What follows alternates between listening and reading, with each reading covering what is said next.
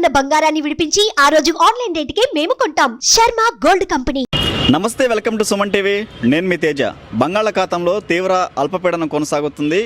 ఈ నేపథ్యంలో ఏపీలోని కోస్తా జిల్లాల్లో భారీ వర్షాలు పడే అవకాశం ఉంది.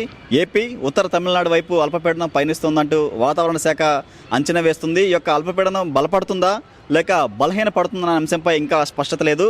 ప్రస్తుతానికి మాత్రం తీరం వైపు కదులుతున్న నేపథ్యంలో ఇటు మేఘాలు కమ్ముకున్నాయి, చల్లపాటి గాలులు వీస్తున్నాయి. అంతేకాకుండా చిరుజల్లు కూడా మొదలైన పరిస్థితి.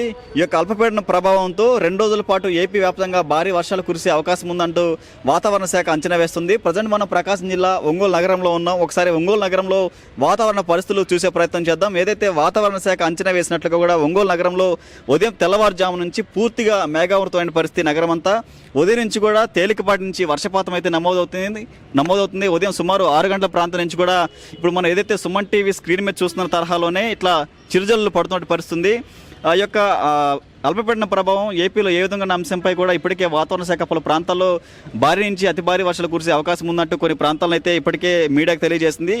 శ్రీకాకుళం, విజయనగరం, పార్వతీపురం, మన్యం, అల్లూరి సీతారామరాజు, విశాఖపట్నం, అనకాపల్లి, కాకినాడ, డాక్టర్ బిఆర్ అంబేద్కర్ కోనసీమ, తూర్పుగోదావరి, పశ్చిమ గోదావరి, కృష్ణా, ఎన్టీఆర్, గుంటూరు, బాపట్ల, పల్నాడు, ప్రకాశం, నెల్లూరు జిల్లాలో మోస్తారు నుంచి భారీ వర్షాలు కురిసే అవకాశం ఉందంటూ కూడా వాతావరణ శాఖ తెలిపింది. ఈ క్రమంలో ప్రకాశం జిల్లా ఒంగోలు నగరంలో పరిస్థితులు మనం చూస్తున్నాం. ఒంగోలులో ఉన్నటువంటి పలు ప్రాంతాల్లో ఇప్పటికే ఇదే వర్షపాతం నమోదవుతుంది. అంతేకాకుండా ప్రకాశం జిల్లాలోని పలు ప్రధాన పట్టణాల ప్రాంతాల్లో కూడా పూర్తిగా మేఘావృతమైన పరిస్థితి.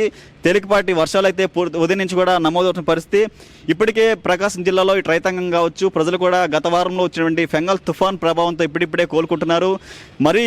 మరోసారి మరలా అల్పపీడనం ఉందన్న వార్త వింటుంటే ప్రజల్లో ఏదో తెలియని ఒక ఆందోళన కనిపిస్తుంది.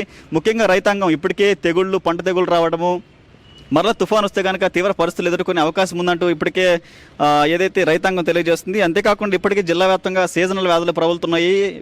చిన్నారుల నుంచి పెద్దవారి వరకు కూడా జలుబు, దగ్గు, జ్వరాలతో ఇప్పటికే చలిగాల నేపథ్యంలో కూడా ఇటు గర్భిణీ స్త్రీలు, వృద్ధులు కూడా తీవ్ర ఇబ్బందులు ఎదుర్కొంటున్నారు. మరోసారి అల్పపీడనం వచ్చి వర్షాలు కురిస్తే చలిగాళ్ళకి వాళ్ళ పరిస్థితి కూడా చాలా ఇదిగా ఉండే అవకాశం ఉంది. కాబట్టి తగు జాగ్రత్తలు తీసుకోవాలంటూ ఇటు వైద్య అధికారులు కూడా తెలియజేస్తున్నారు.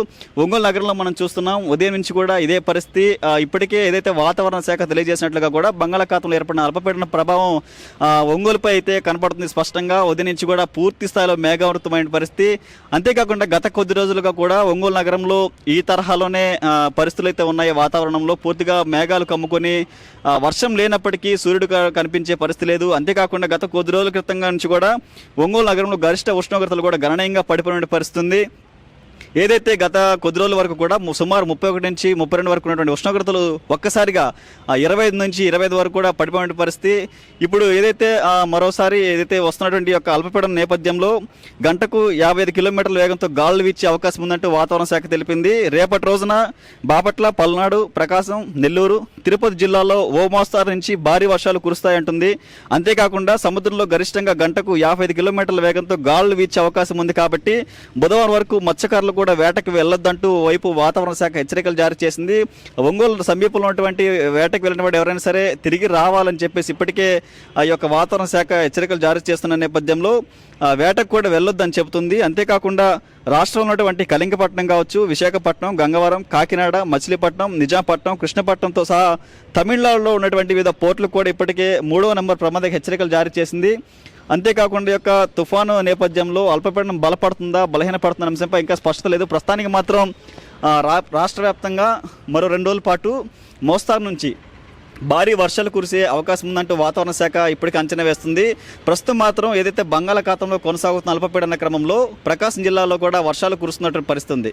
ఇది ఏదైతే బంగాళాఖాతంలో కొనసాగుతున్న అల్పపీడనంపై కూడా ఒంగోలు నుంచి తాజా పరిస్థితి. కెమెరా పర్సన్ తనోజ్ కుమార్తో తేజ, సుమన్ టీవీ, ఒంగోలు.